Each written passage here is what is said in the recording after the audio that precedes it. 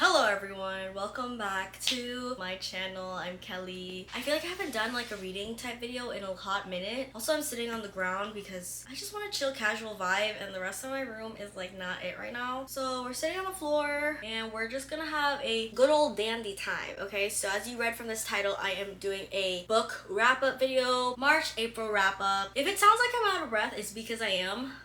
I don't know why. I think it's because I'm full of like matcha. Special guest appearance, Gucci.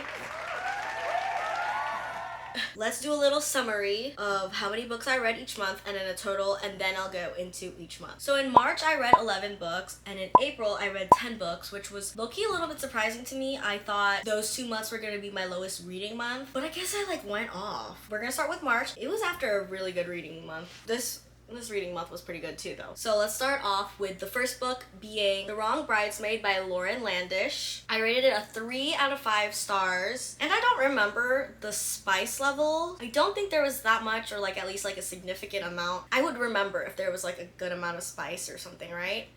You would think. I really did like this book. I thought I was kind of surprised because I was reading this book right after going through the Magnolia Park's first book. If you remember that book, Frick Me Up. Let me go on my Goodreads. Follow me on Goodreads, by the way. Link it down below. It's like hard to find people on Goodreads, but low-key obsessed with Goodreads because I love being nosy and seeing what everyone's like reading. Also, I might not go into too much depth into some of these books because some of these books, like, they were just like average to me, you know? Like, I wasn't obsessed with them, so I don't really have much to say, and I also forget about like a lot of the books I read after I finish them unless it was like super good, so I don't want to just like speak words just to speak words because I'm like lazy. Okay, so basically the MMC, the mailman character, comes back into town for his brother's birthday and meets the maid of honor, which is the brother's bride's best friend, and then it takes off from there. But that's basically the premise. He's kind of like, what is that word? The prodigal son.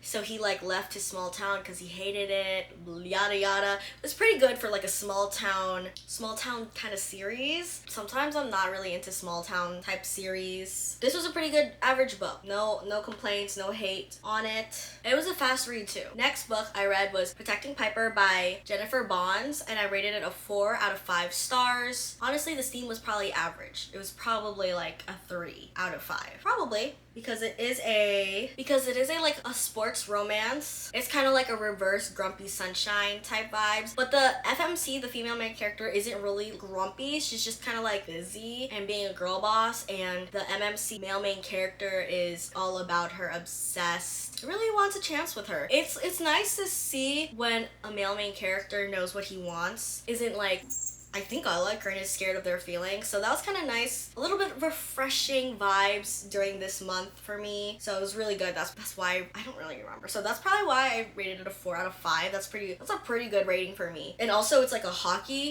it's a football romance, which normally is not my genre as much compared to hockey. So me rating it a 4 out of 5, low-key surprising to me, not gonna lie. Okay, and then this next book, The Serpent and the Wings of the Night by Clarissa Broadbent. I am so obsessed with that. I read the first book, which is a 4 out of 5 stars. And then I read the second book, which is The Ashes and the Star-Cursed King, again by Clarissa Broadbent, and I rated that one a 5 out of 5 stars. And then the steam level is like, honestly, it's a really slow burn, which is, I'm surprised I like read it because I'm not really into slow burns, but I guess when the plot is really good, that's when I'm like, okay, a slow burn. So the spice, because it was a slow burn, it was probably a 2 out of 5, probably a 1 out of 5. The tension was like all right. It wasn't like too much tension. Like they're not like at each other's throats, you know what I'm saying? That's probably why it's a little lower on the spice levels. More so it's about plot and the characters, and the characters, oh my god. I have not gotten into a fantasy book like that in so long, since last year with A Court of Thorns and Roses, and this fantasy I think is underrated. I don't hear much about it, but also I'm not really that involved in the book community, so maybe that's why I don't hear about it as much. But this is an underrated book in my opinion. I love this book. It's not enemies, it's more so rivals to lovers, slow burn, and it has a lot of complicated, complex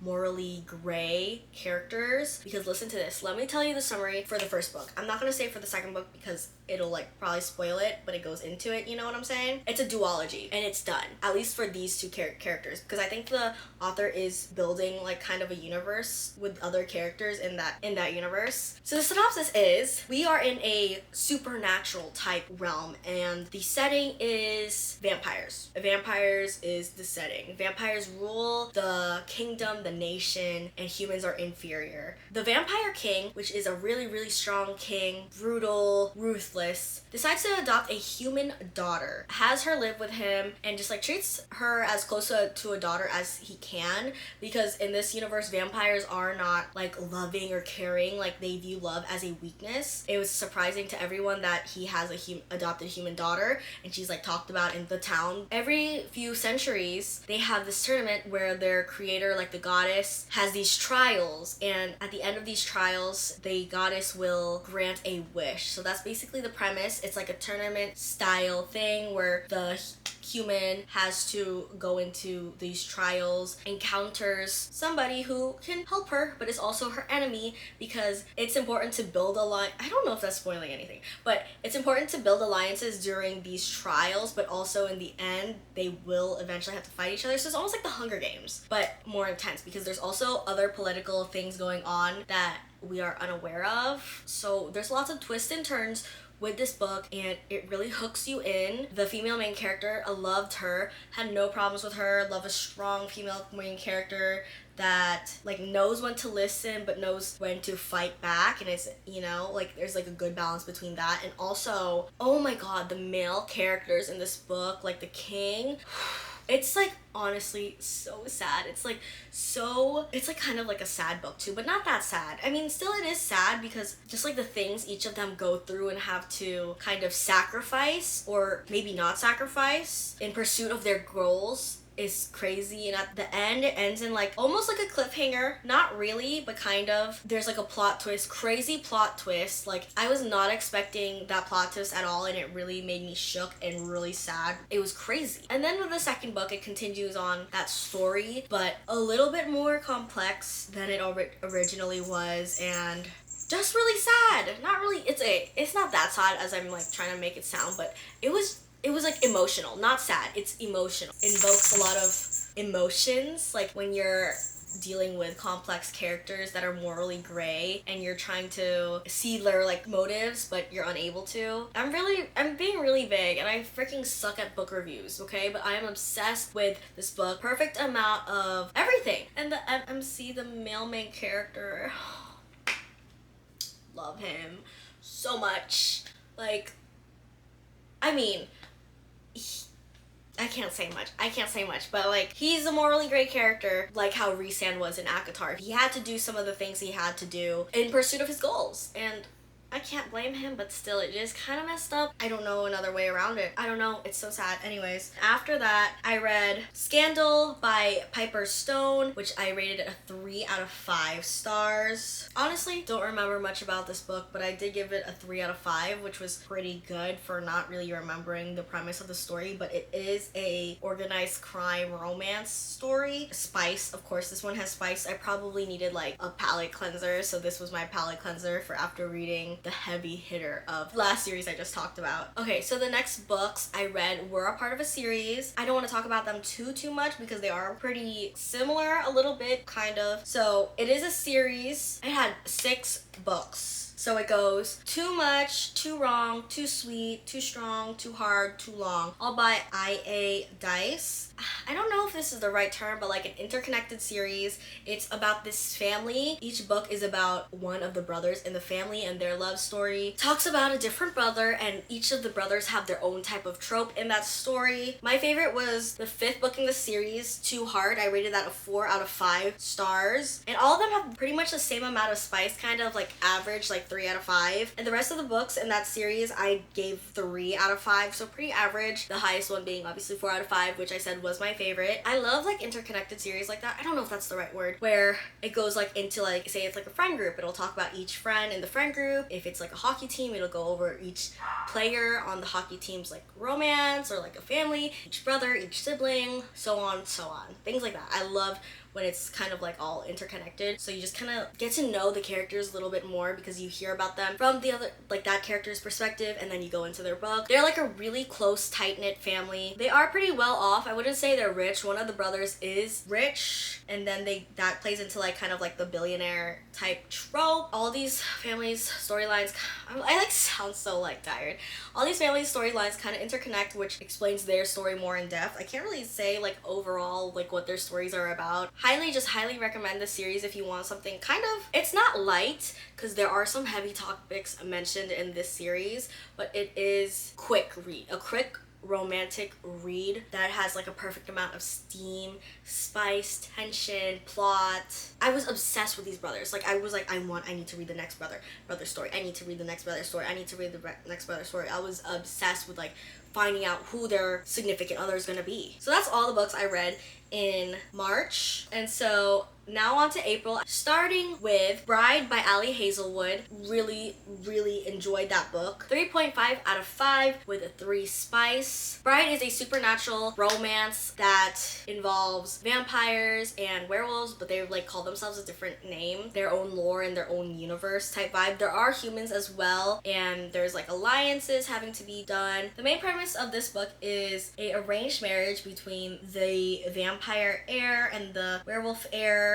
to prevent a war from going on, and then lots of other very interesting things happen. It's not so steamy, and I will say the male main character is a little broody, sometimes a little too broody for my personal taste, but that kind of just goes along with like werewolf type trope from what I'm used to back in my Wattpad fanfiction days, so nothing new to me. But if you don't know anything about the Omegaverse, this is kind of like a dip into the Omegaverse, because I've read like a lot of Omegaverse stuff, but not as like intense or crazy. And they do mention, if you see it on Book Talk, they mention something that happens between their animals. Okay, that's all I'm gonna say, which very shook the whole BookTube Book Talk community because they're not used to that type of vibe. But honestly, they don't mention it that much, and it did make some people uncomfortable. So if you're not really into steam and spice like that, this book might make you a little uncomfortable from that scene, but it was like barely touched on. Like it was probably like, I feel like 3 pages mentioned. That might be an exaggeration, but like I didn't think it was that bad. If you're used to reading these types of things or like reading spice in general, like dark romance,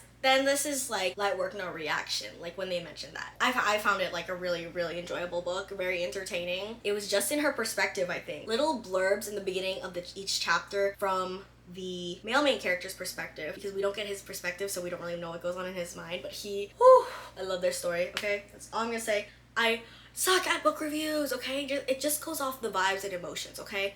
The vibes and emotions are what get me. Plot doesn't have to be that good, but if it's like drawing me in, then it's a good book for me. If it like makes me feel a little bit something, if it makes me feel anything. Next, I don't know why I read this book. Actually, no, I do know why. I needed a quick, steamy book. You know. I read The Anti-Hero by Sarah Kate, and I rated that a 2 out of 5 steam. Okay, so basically The Anti-Hero is kind of mainly in the male main character's perspective. The male main character is the pastor's son. That kind of explained it. So he's kind of like a good guy. He's always meant to follow the rules. He looks up to his pastor father, who but he still looks up to him because he's trying to gain his father's approval. And he discovers something about his father that he does not like. This includes the female main character. They kind of start fake dating. I don't know if that was a spoiler. They do business together. That's how I'm gonna explain it. They do business together. It's really quite steamy. The reason I rated a 2 out of 5, I wasn't really into the storyline and just like how much the male main character kind of was like, how confused he was, but it's like normal, I guess, but it's just like not what I was wanting or into. His confusion kind of just made me mad because low-key it was kind of going back and forth with the male main character not knowing what he wanted, and that was kind of like annoying to me. But I love the female main character. Love her. She's a queen. Next, I guess I still wanted steam because I read For the Fans by Nyla K. I rated that at 2.5 out of 5 stars and a 5 spice. Very steamy, heavy, not so much plot. The plot was kind of mid, not gonna lie. It's an MM storyline. They're kind of like stepbrothers. and they're in college. They hate each other, but they need some money. So as the title and the book cover suggests, OnlyFans is involved. I'm not gonna explain the rest because then it'll spoil it, but if you put two and two together, if you read the summary, you'll know. I was kind of a little surprised by how much it was like, it's kind of like a taboo romance, a little bit, but again, there was like kind of like a back and forth going on, which was like, I guess that just I wouldn't know, you know, obviously, I don't have experience with that, like male. What am I saying? I don't personally relate to these characters, so I'm not really sure how they do feel, but I was getting annoyed with the back and forth and the resentment and anger because of their being confused of their sexuality, but just like taking it out on others. One of the other characters was like way too forgiving for like some of the horrible things that character would say because of all that anger and resentment. That's all I'll say. It was interesting. So next, because I was done with the steaminess, or I needed a break, I read By a Thread by Lucy Score because I've heard Bestie Destiny talk about it. I rated it at 3.75 stars and 4 steam. I feel like 3.7, that's my first time doing like those types of ratings, and it's because I want to rate it a 4, but there are like a few things that I'm like about, and normally like 4-star books for me, I like remember their plot, but like I don't remember this plot at all. But I did like how it was kind of realistic. There was not really an age gap, and I like how close they were in ages, but I feel like even though they were like older and closer in age, the male main character did not act like his age. He acted like younger, which was kind of like ick. The male main character's like pushing 40. You would think they would know what they want, they know how to act in public, especially with like the beginning, their meet cute. It was not a meet cute at all. I don't know how else to describe it. It was nice overall. It was pretty good. It was just like that one part, because like later on he gets better and it gets like less like immature a little bit. So next I read Filthy Rich by Serena. I don't know how to pronounce the name. I don't want to butcher it. So I rated that a 3 out of 5 stars, and I would probably say it's pretty average, or not less than average, like 2.5 or 3 steam. I don't really remember. I didn't write it down either. And I think I've read this series before. It's kind of like a mafia, organized crime romance. This is like interconnected series with a lot of other books in the story dealing with each of the siblings in the organized crime family and their obligations to their family loyalty. So if you like things like that, like deal with those types of things where they have kind of like family obligations that they feel like they need to fulfill and be loyal to the family with organized crimes, if you know like that type of vibe, this is a pretty good series. I read If You Hate Me by Helen Hunting. So I rated that a 3 stars and a 4.5 steam. Helen Hunting, this author wrote one of my favorite like hockey romance series. This is also kind of a hockey romance, not so hockey forward, I feel like, compared to that one series. I'm forgetting what this book is about, but on my Goodreads, Tristan's backstory and why he is the way he is hitting a little too close to home. He is so me, I am him. And then I said the female main character is so much stronger than I could be, lol. Her patience with him could not be me. Really good like hockey romance. It's enemies to lovers, brother's best friend. Oh, I remember now. Okay. So the female main character, she quit her job and she needs a place to stay. So she stays with her brother, and her brother's a hockey player, and her brother has a roommate, which is the brother's best friend, which is his best friend. And then things go on from there, you know. We're all really good. Then I read Caught Stealing by C.E. Ritchie. So it's kind of like a sports romance. It's a MM romance. The two main characters have hooked up before, but one of them doesn't remember. Oh my god, how do I explain this? One of them doesn't remember, and then the one that doesn't remember wants to hook up with the friend of that one. The other character, I don't really know how to explain this, is like trying to prevent them from hooking up. There's like codependency relationships going on in there, and like protecting people. I don't know how else to explain it, but it was pretty good. Next, I read Vicious by L.J. Sheen. I rated a 2.5 stars and a 2.5 spice. I had higher expectations for this book because I did see it on Book Talk. I saw like a quote and it was like a dark romance. It was like sold to me as a dark romance, but it wasn't that dark romancy. It was only a little bit. I said it scratched the surface of like things I wanted because I thought it was gonna be dark, twisted, and nasty, lol, but it was not. I said it's like good for dipping your toes into dark romance if you're not really a dark romance reader. 2.5 because They jump timelines a lot because the premise of the story is that the male main character is in current time, a big shot lawyer, but is going through some legal issues, I guess. And so he calls in the female main character to like help him out. They like came from the same small town and they knew each other when they were younger, so it jumps back into that timeline. But here is the little twist. Girl, the female main character, is ex of the main character's friend, or the male main character's friend. A whole drama about that, and it is a little messy.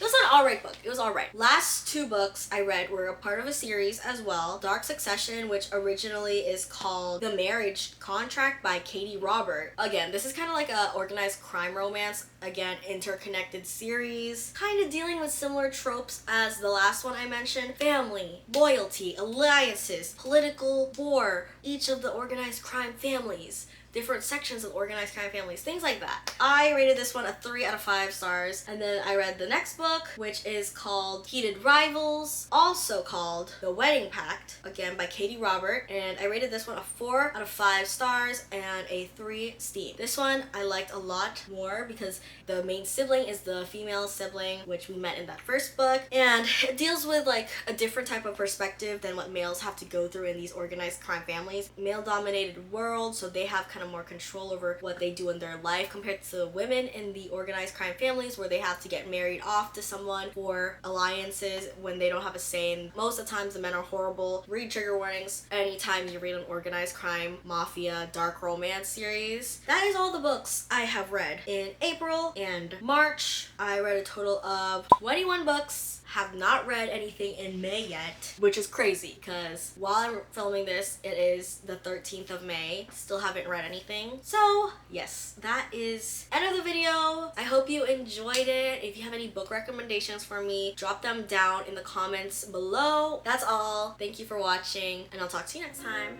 Peace out. Bye!